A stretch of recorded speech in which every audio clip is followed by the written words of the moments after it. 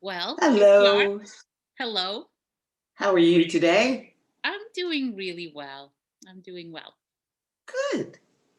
So, we have a disclaimer from our first meeting. We already had a faux pas in our very first one. Yes. We mentioned the song The Rose, and I was the one who insisted that it was Dolly Parton singing. And I said it was Barbara. And But it was neither. actually, yes, Bette Midler gets Bette all Midler. the due. Bette Midler. Thank And you, Bette. thank you, Bet. And thank you for a song. I mean, the point was we both love the song. It's a song that brought us closer.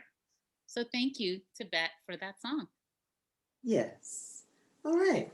So this week we're going to talk about where we've lived, where we've met up in our travels, and places we traveled to, Sometimes together.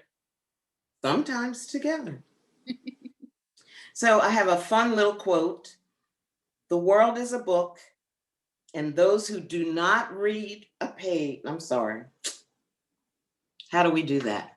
Okay.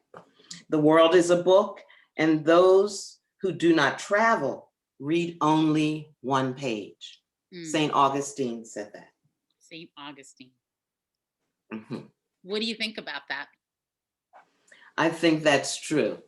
Now, the other, I like the book reference because we can travel by reading. That's true. I think we travel in our imagination too. Yes. And I don't think travel has to mean going to far flung places. It can, That's, but yes, it's just about stepping outside of your usual, just that's getting right. outside of your world. It Yes. can be going to the town next door. Getting a glimpse of something different. That's right. Yes. So I really like that quote. I Mhm. love it. I I'm love it. sorry I messed it up to begin with. That's okay. That's okay. We're gonna have mistakes every single time. All right, all right. Yeah. So we've been to some interesting places. Where Why do you don't want you to start? start by telling us one of your favorite One of places? my favorite places. Uh, I mean, no particular order, but I guess a place that has had a lot of impact on me is Thailand.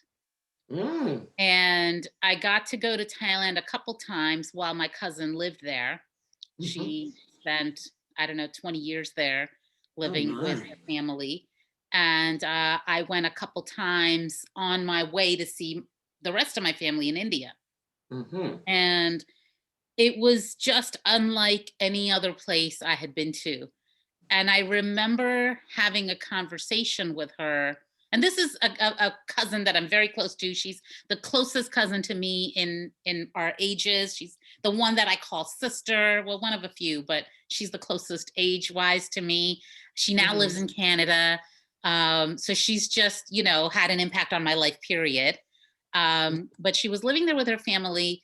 And I feel like it was in some conversation that it came up that Thailand had never been colonized. Hmm. And Okay. I got really interested in that, Hmm. any other place I've been to, whether it's India or, where, I've got family or, any place in the Western hemisphere, they're all colonized land. And Yeah.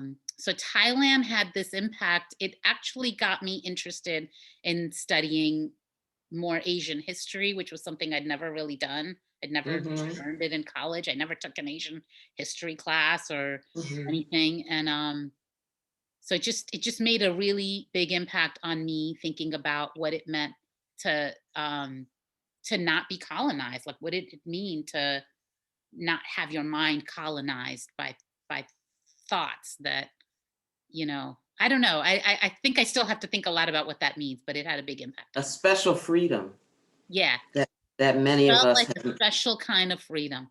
Hmm. Yeah, and Hmm. I don't know that I felt it when I was there, but I felt like it was unlike any other place. It didn't feel taken. It didn't like it was. It didn't feel like India. I thought it would be just like India. Like, okay, it's just another place like India, except that they'll speak Thai. but it wasn't. It Oh. just it felt like its own place. Mm-hmm. Yeah. Mm-hmm. Yeah. And all that great street food I've Well, yeah, learned. I mean, there was that. I mean, I ate some of the best food in the world that I don't Mm-hmm. think I can ever replicate. Right, right. Yes. Yeah. Okay. So So, that's one place for me. What's a place that has meant something to you? um, well, the first place I traveled to out of the country was with my family to Canada, Montreal. And the most fascinating thing about that for me, I was a girl, was that my dad ordered pancakes in French. And I think right there at that table in that restaurant, I determined that I was going to study languages and I was going to travel. Wow. That's what Canada meant to me. Now, you mentioned you were in Canada also. Well, so funnily enough, that same cousin now lives in Canada. So but not just to visit her. I been to Canada a couple times. We used to live in Buffalo when I was 7. So Hmm. the first place I ever went to Canada was just across the border to the Canadian side of Niagara Falls. Oh, great, Um, great. and yeah, so I don't even know if I was aware at 7 that I had just gone to another country or not. Hmm. Yeah, because you just crossed the We border. just yeah, we just drove. It was, but I think road trips were big in my family. We would Hmm. drive places and it felt like getting out of our usual lives. It's a Hmm. new way of looking at the world. Yeah. Then when I went to someplace really different was Eleuthera. It was an out island in the Bahamas. It may be more popular now, but this was in the early 70s. Yeah. And boy, that was my first time seeing green blue water, white sandy beaches, Mm. and lots of black folks, the islands. Bahamas, yeah. I ate grouper fish. I'd never heard of grouper. Um, the ladies told us we needed to go Friday night to the Blue Room. Mm. What's going on in the Blue Room? That's where you'll dance and eat. And Ooh, we ate grouper fish and we danced in a blue room with blue lights. wow, with blue It light. was like being a teenager again, It's like a club, yeah. Sounds Yes, like. yes, Is that what it yeah, felt like? yes, that's what it felt like. Yeah, it was wonderful, wonderful. Very different. I saw my first hummingbird there. Oh, When you experience things anew, yeah. it's like, wow, I'm glad I came here. I had never seen a real hummingbird That's living in the amazing. city, you know? Yeah, that was fun. That was fun. And do you remember what the music was like, or what was it like? It was calypso type to my understanding at that time. Yeah, it was island music, Okay. but we could boogie. We were boogieing. Yeah. Hmm. Yeah, And like being at home. did you feel like you were in a different place, or it reminded you of like clubs at home? Oh no, I was definitely in a different place. Yeah, okay. The people dressed differently. Mm. They were freer, much freer, not as uptight as here at home. Hmm. Yeah, wow. Yeah, that was nice. That's interesting. That's interesting because yeah, I think I have found that in certain places where you feel like people like I felt less uptight in Thailand than I do in India where I was born and like lived for 7 years. Hmm. And that uptightness where you feel like who's watching. Yes. And I had this feeling in Thai this it's like what did you just say something about freedom? But yeah, it felt like there was this Yes, a freedom, like different kind of freedom. different kind of freedom. Yeah. Yeah. Now, How, yeah, no, go ahead. no, no. No, you were gonna ask about, yeah. How about the monasteries there? Did you see all that beautiful stuff? I The didn't do a culture? lot of the usual kind of tourist things in Hmm. Thailand. I might have done a couple things here and there, but I think I think I was lucky to go there with a relative who was there and, Hmm. you know, not feel like I was just coming in as a tourist. Yeah. So I don't remember going to any monasteries. I do remember my cousin's son at the time, one of her sons was 10. Mm. Got married 2 years ago, so it's been a while. But Mhm. I think she had a 1-year-old and a 10-year-old at the time. Mhm. And um I remembered that the 10-year-old was learning meditation. Mhm. And what I learned was that every child at a certain age learns how to meditate. Wow. And I didn't have kids yet. Fascinating. Yeah, I didn't have kids yet. And I was just like, wow, what a Mhm. world would look like if every child was taught to meditate by the time they were, 10 or 12 or whatever it was. I don't remember the age exactly. But if every child before they got into their middle school years Mhm. knew how to access some sort of peace in themselves Yeah. and to How they live. could control their Yeah. lives And and looking um forward. and then her two sons, who I call my nephews, I, you know I, I can't say I'm not around them very much, but I feel like it did make a difference in their lives. I think I'm I think they're sure. special. They're special. I Mhm. can't call them kids anymore because they're adults, but they're special. And I kind of held on to that. Like, what would it have meant for us as kids, or for us to teach our kids to meditate but before they Mhm. hit their teens? Yes. Yeah. Um so anyway, I just remembered that when you asked about the monastery. I don't think I went, but I remember realizing how important the Buddhist philosophy is in Mhm. the lives of the people there. Yes. Yeah. Yes. I've been to a few spiritual things with you. We meditated a couple places. Uh, Yes. it may have been my first time. Really. Um, yes. Yes, it's a difficult task, you know. Well, what's interesting, we talked a lot about George School last week, but we used to go to silent meetings for worship, which were a form of meditation back the first year we met. That's true. Yeah, That's true. yeah. And But then it's I think one we thing went. to be quiet and another thing to meditate. Well, that's yeah. A lot of the George School for me was just being quiet. Okay. Yeah. Hmm. Yeah. No, Yes. I hear you. Yeah. Yeah. I feel like meditation has made its way into my life at different points, and Hmm. Hmm. yeah, there's a lot to be learned there, Yes. especially When we trying. walked around the maze, Oh, that the was labyrinth. the Yes. labyrinth. Yeah.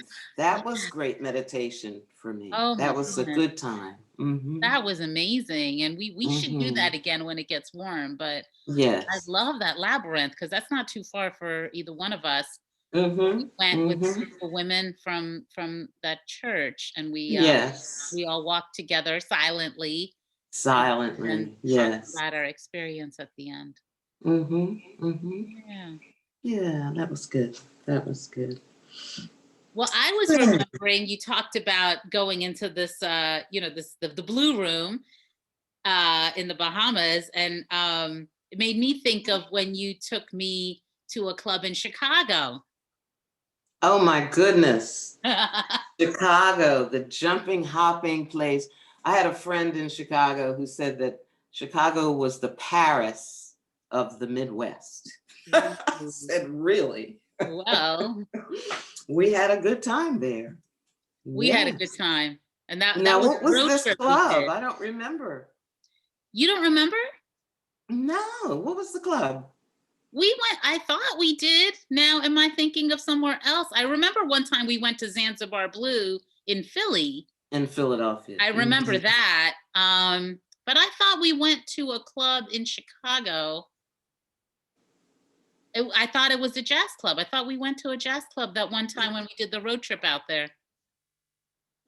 Oh, when we went together. The time Yes. we drove out together from Philly. Semester break. Yes. We drove to Chicago. Yes, Yes, we we did. did. Yeah. But didn't Hmm. we go to a jazz club? I thought we did. Yes, we did. We met up Bunny with a took us. friend. Bunny took us there. Yes. Yeah. Yeah. Yeah, that music, it just finds us. And Chicago has such a great musical history. Yes, You yeah. know, the Remember blues, music the was amazing. jazz. And we also went to the ballet when we drove out Yes, there. we did. We saw Romeo and Juliet. Yeah, that was fun. That was fun. A few things I like to do when I go to a new city is check out the music, a performance if I can, and Mhm. the zoo. I like going The visiting zoo. zoos. Yeah. Really? Now, we didn't do that, or maybe you No, we did. didn't. We Okay. didn't do that. Yeah. Mm-mm. Did you ever get to go to the is there a big zoo in Chicago? Yes, yes. Did you ever We get to go? I did. I make it a point. Yeah, we had fun. Yes. So Eleuthera, Canada, Chicago, DC, and Boston. Mm, That's where our paths diverged at one point. that's true. That's true. I Yeah. had been to Howard in the past, so going to DC was like going home for me. Okay. hmm I don't hmm think I knew that at the time. I remember when we were leaving George School. Well, you left George School, and then I left a year later, and you hmm moved to DC. And I don't think I realized that was a home for you Yes. at that point. hmm Well, I actually moved to the Madeira School, but that was right outside of DC. Right, right, right, Yeah. So that was like going home. right. hmm And I moved to Boston, which was in some ways familiar to me because I had relatives there. hmm Um, and it was a place that I knew well, that we'd done a lot of road trips with my hmm family growing up. So, and it wasn't, neither one of us were so far away. So I think we actually got to see each other Yes, during maybe that once, time. but yeah. Then you went out to the Sunshine State. You had enough of cold weather. I did. After Boston, I never wanted to see snow again. I moved to San Francisco. Yes, I did. Yeah, because hmm I loved Boston. It was definitely, it is still a home for me, and I still have friends there. But I couldn't get away fast enough. And then I moved all the way out to San Francisco. Oh boy. Yeah. Yes. And that's where our paths kind of fell off. Well, I that's didn't where we see lost you for touch a for a couple of long years. time. Yes, Yeah. yes. But you hmm did your own. You had your own thing going at that time. Well, I went to Martha's Vineyard most years Okay. since my son was a baby. Okay. And that was very interesting. I would drive up the coast in the middle of the night. Well, the first time I went, actually, I flew. Brandon was a toddler. And I flew there and took a DC-3 from Boston over to the island. Wow.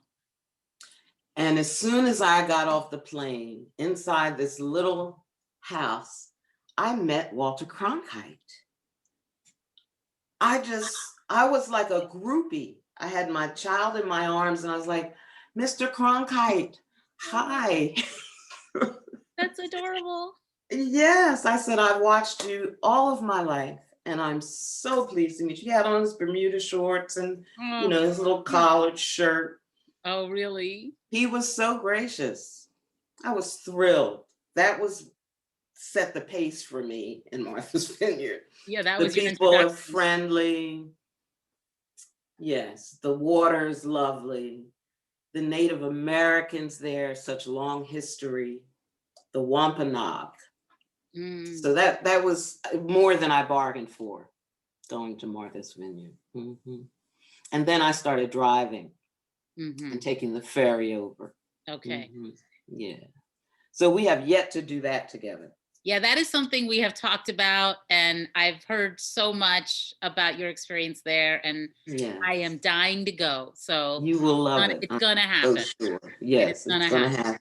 It's gonna Just happen. like Africa and India are gonna happen for me. Oh, how long have we talked about that? You were gonna come with me to India, and I was gonna go with you to Africa and Yes. Martha's Vineyard. Uh, Mhm.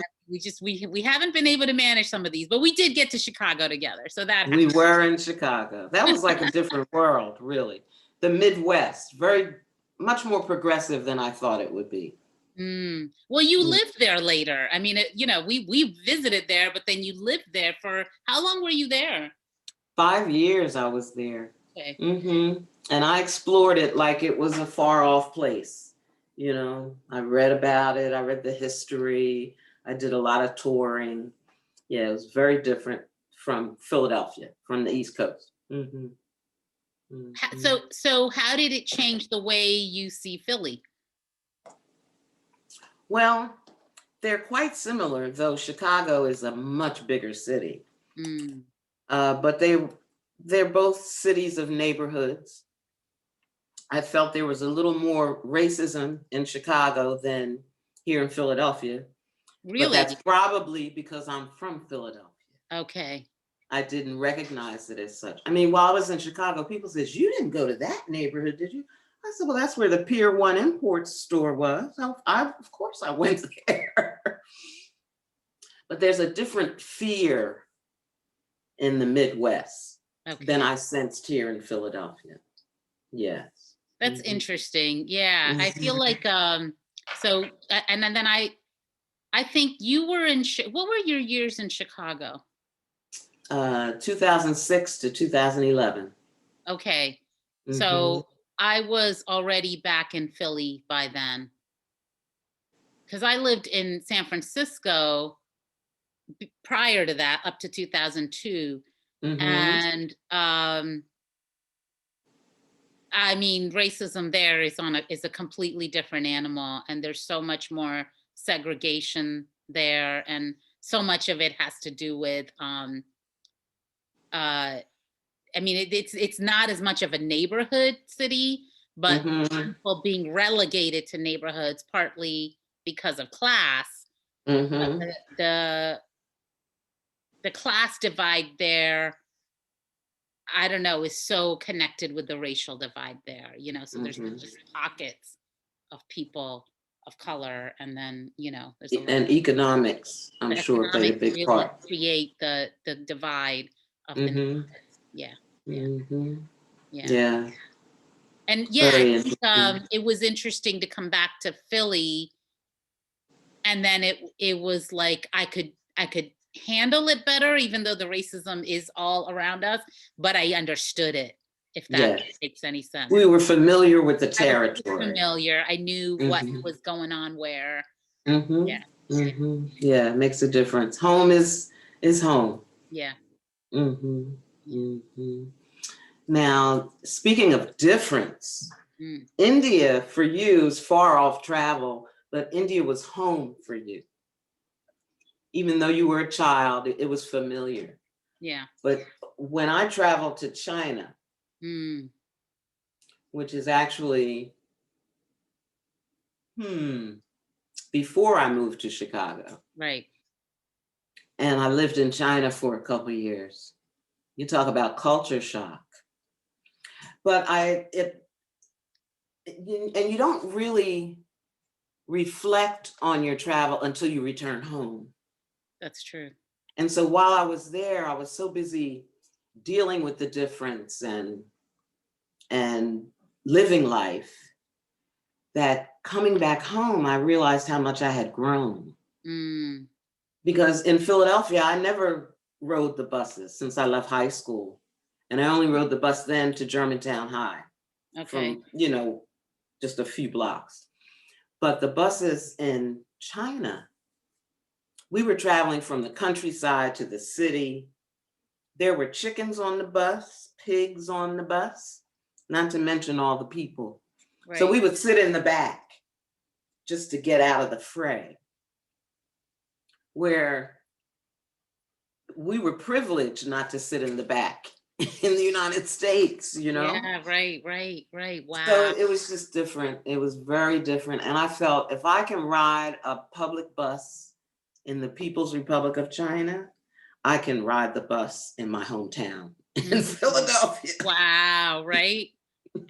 Well, So I remember I saw you for moments, like a lunch or a tea, like an afternoon in between when you had come back for a short bit and then you were going back to China again.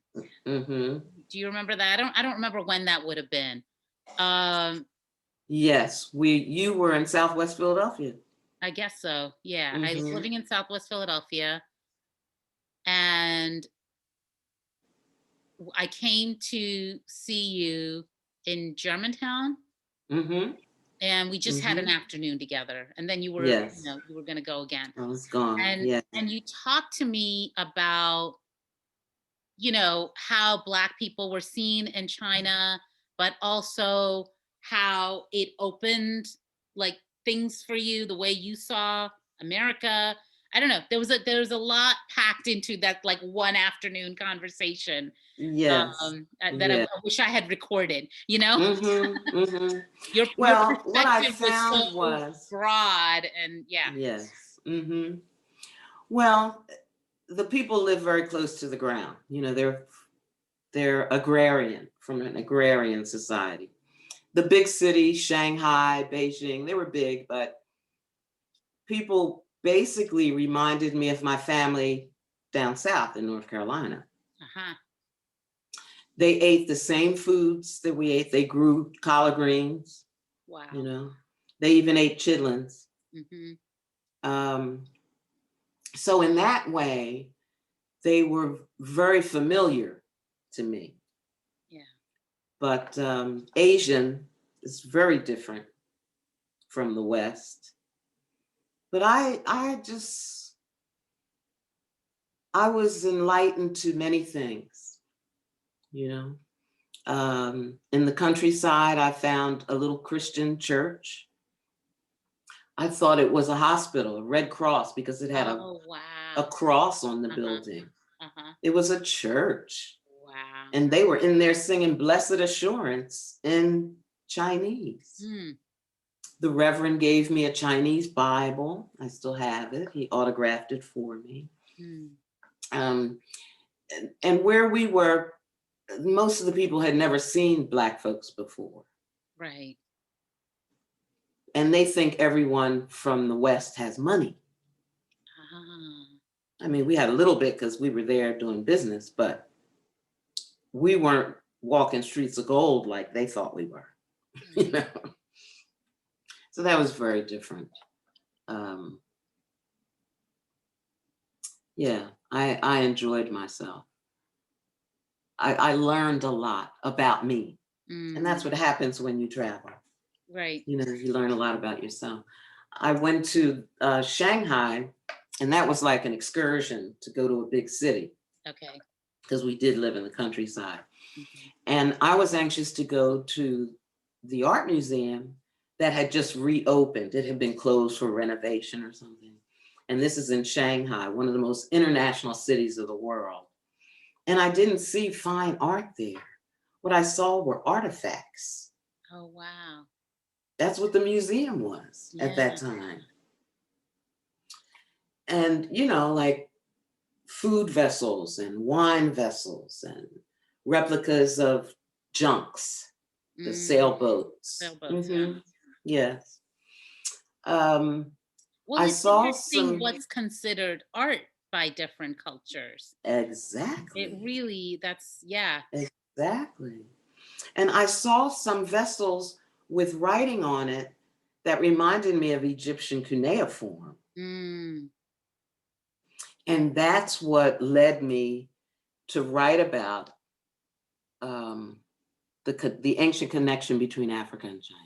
Yes. Because Oh, standing in that museum, that's what I saw. I saw Africa. wow. I went all that way to find that And out. that, and the love of your love of language, Mm-hmm. right? That brought Mm-hmm. those pieces together for you so that you studied the linguistic connection, and then Yes. the cultural connection. Mm-hmm. Yeah. Mm-hmm. Yeah. That Wow. was fabulous. That turned my life around. Yeah. And I was over 40. Yeah. Yes. Yeah. Yes.